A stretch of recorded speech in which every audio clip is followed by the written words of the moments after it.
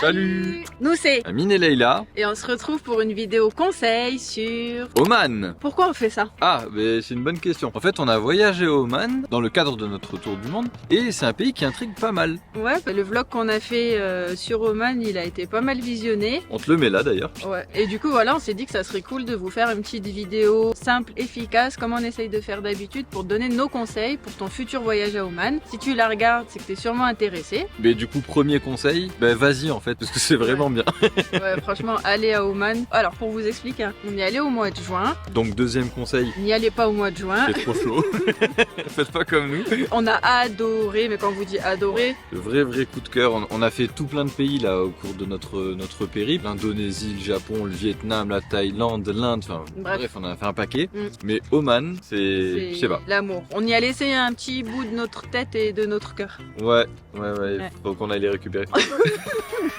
Et pourtant, on n'y est pas resté longtemps, on y est Non, resté non. que une semaine parce que justement, on va vous dire pourquoi après, ça fait partie de nos conseils, mais dès qu'on peut, on y retourne, c'est Ouais. sûr. Alors, Alors, on commence par quoi? Alors. On va vous parler de quoi? Quand partir, itinéraire, hébergement. transport, administratif et budget. On commence? Allez, let's go, on commence par Alors, quand partir? La question. Alors du coup, Oman, Ouais, c'est Oman. situé au bout de la péninsule arabique. Donc c'est un endroit où il fait relativement chaud. Quand on y est allé au mois de juin, il faisait excessivement chaud. Mois de juin, c'est l'été, donc il Vraiment fait 40 trop degrés à chaud. 8h du matin. Il fait vraiment trop Voilà. chaud. Mais sinon, hormis la période estivale, tout le reste de l'année, c'est bien. Notamment le sud à Salalah. À Salalah, ça vaut le coup d'y aller à partir d'août, je crois, parce qu'il y a la mousson là-bas et c'est tout vert en fait. Ouais. C'est un peu genre extraordinaire. Et au nord, par contre, voilà, évitez les mois de juin, juillet, peut-être mai, juin, juillet, août. Ouais. Et après, vous pouvez y aller quand vous voulez. Peut-être vu que c'est un pays à majorité musulman, éviter la période du mois de Ramadan parce que pendant le mois de Ramadan, en fait, l'activité est au ralenti. Enfin, c'est très calme et je pense que vous allez avoir du mal peut-être à vous nourrir et à vous loger. Donc évitez cette période-là de l'année, mais sinon pour tout le reste de l'année, Allez-y. faites en fonction de la météo. Voilà. Ouais, puis après, si vous supportez la chaleur, vous pouvez y aller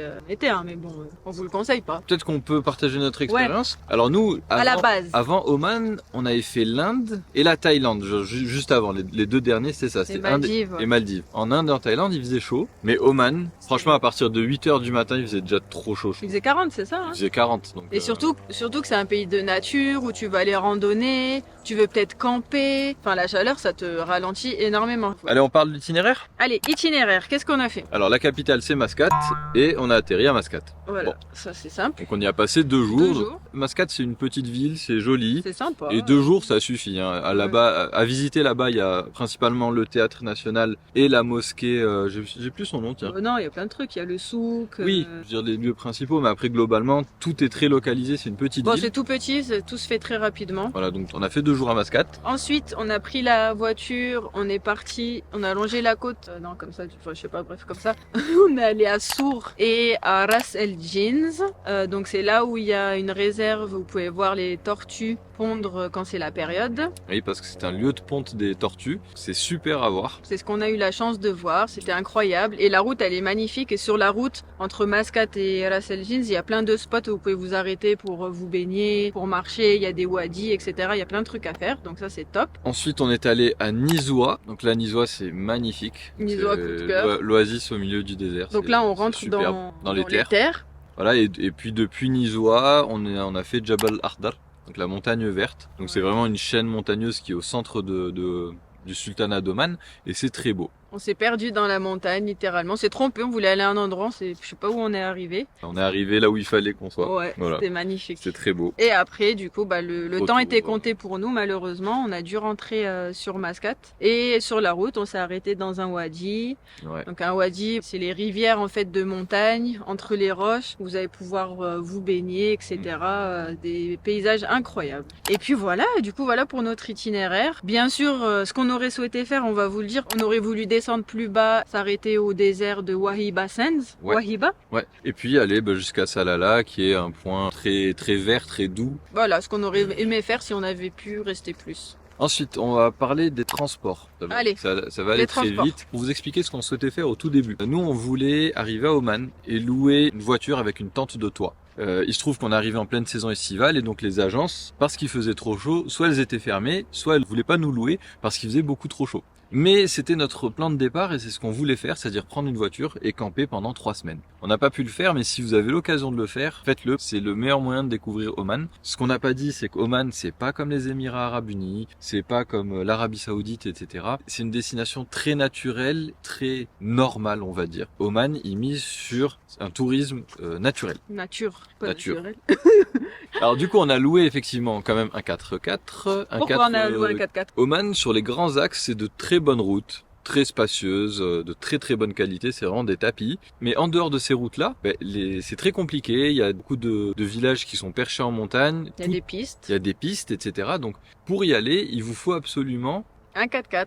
Ce qu'on dit, c'est que ça dépend de votre itinéraire. Si vous restez sur les grands axes, une voiture de location berline, enfin classique, il n'y a pas de souci. Mais dès que vous allez vouloir monter en montagne, faire un peu d'aller dans des coins un peu plus paumés, vous allez avoir besoin d'un 4x4, surtout si vous voulez camper.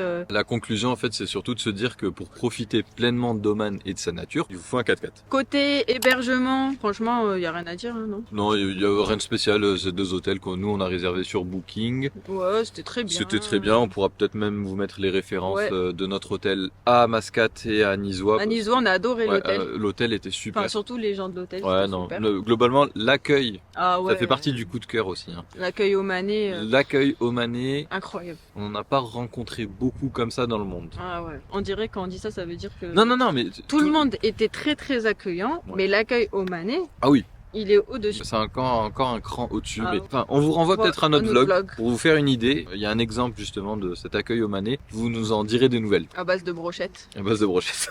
Concernant l'administratif. Pour aller à Oman, vous avez 2 options concernant les visas. Soit vous y passez moins de 14 jours et auquel cas vous n'avez pas besoin de visa, c'est-à-dire vous arrivez à l'aéroport, ils vous tamponnent une espèce de visa sur place, qui est gratuit d'ailleurs, et qui vous permet de passer 14 jours sur place. Sinon, si vous devez y passer plus de 14 jours, vous avez besoin d'un visa. Pour ce faire, vous pouvez réaliser un e-visa, donc c'est-à-dire un visa en ligne. Et électronique. J'ai plus le prix en tête. Je sais plus si c'est pas un truc comme 35 ou 40 euros. Ensuite, niveau langue, comment ça se passe? Là-bas, les gens, ils parlent arabe. Voilà, mais la plupart des gens parlent très très très bien anglais. Donc voilà, si tu parles arabe, tant mieux. Sinon, tu parles anglais, tant mieux. Si tu parles pas ni anglais ni arabe, t'inquiète pas, ça va très bien se passer. Hop, on passe à la catégorie pratico-pratique. Des petits conseils rapides, efficaces. Et pas cher. Et pas cher pour votre voyage. Pas cher, c'est gratuit. D'ailleurs, on en profite. Abonnez-vous s'il vous plaît si vous êtes toujours pas abonné. Aidez-nous à atteindre les 1000 abonnés, please. Comment avoir internet là-bas? Puce, comme dans tous les pays, vous prenez une carte SIM.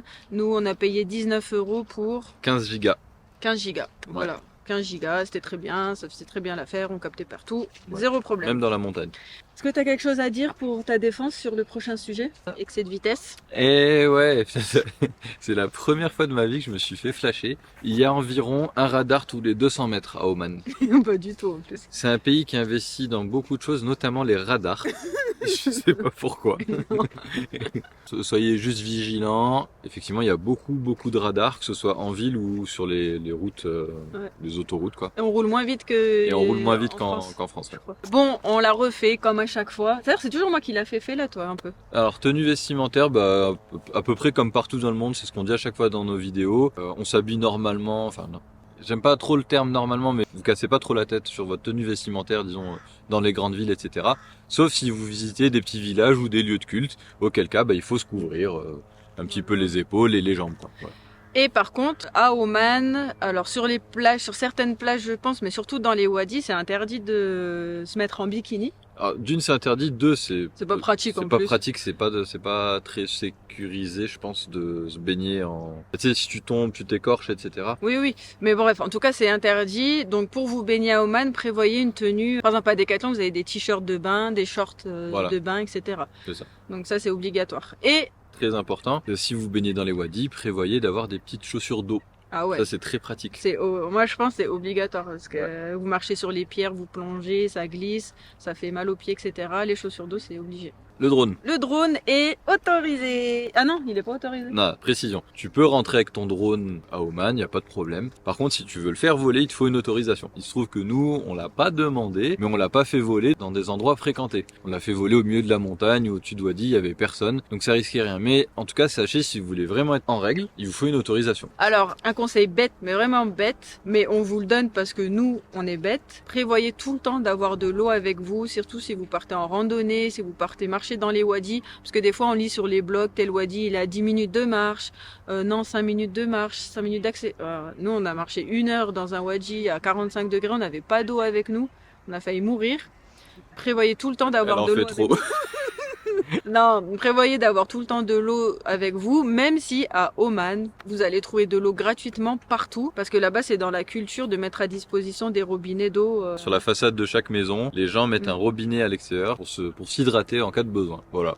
Et dernier conseil pratico-pratique, prévoyez des adaptateurs, parce que là-bas, c'est des prises... Et c'est pas les prises françaises, quoi. Voilà. Ouais, faut un adaptateur. Tu veux nous parler du budget, s'il te plaît? Alors là, ce qu'elle est en train de faire, elle est en train d'aller sur Instagram pour voir le post qu'elle avait fait il y a de cela 5 mois pour vous présenter le budget. Globalement, toi, t'en as pensé quoi d'Oman? Le Moyen-Orient, c'est globalement cher, voire très cher. Mais qu'au final, Oman, c'est pas le plus cher, je trouve. Et il se trouve qu'Oman, c'est pas le plus cher. Mais bon, on va vous Bref, partager voilà. quelques indicateurs pour que vous compreniez un peu mieux. Donc, pour une semaine, 7 jours, 6 nuits, on a payé au total pour le couple hors billet d'avion 818 €, ce qui fait 409 € par personne. Donc, ce qui inclut les hôtels, la nourriture, la location du véhicule. Les visites, la carte SIM, enfin tout, sauf les billets d'avion. Voilà. Ce qui est pas cher. Pourquoi? Parce qu'on est parti hors période. Donc niveau hôtel, on a payé 211 €, ce qui revient à une moyenne de 35 € par nuit. Pour le couple, encore une fois. C'est très correct, je trouve. Nourriture, on a payé 143 €, ce qui revient à 10 € par jour par personne de nourriture. Et ensuite, bien sûr, le gros budget du séjour, c'est la partie voiture et essence qu'on inclut. Donc on a payé 343 € pour 7 jours de location de voiture. L'essence, c'est pas du tout un budget de dépenses très cher. Par contre, le véhicule, il coûte cher et encore Ouais. plus si vous prenez un véhicule avec une tente de toit, etc., Ouais. etc. Nous, on avait pris un 4x4, vous le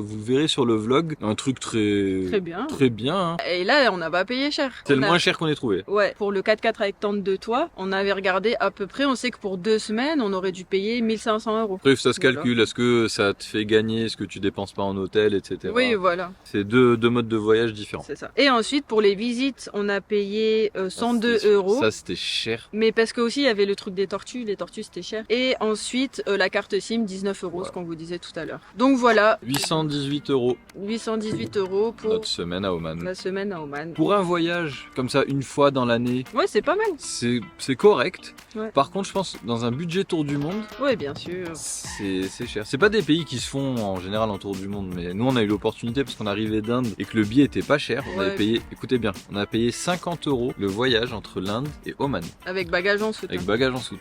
Qu'est-ce qu'on a d'autre à dire? Bah, je pense qu'on a fait le tour. Avant de s'arrêter là, est-ce que tu as des questions? Bon, si t'as des questions, évidemment, bah, en commentaire, on sera un plaisir d'y répondre. Évidemment, Abonne-toi s'il te plaît, un petit pouce, un petit like, un petit pouce, Voilà. ça fait plaisir. et si tu veux nous suivre en direct, bah, ça se passe aussi sur Instagram. On se dit à la prochaine vidéo pour la suite des aventures. Ciao! Salut!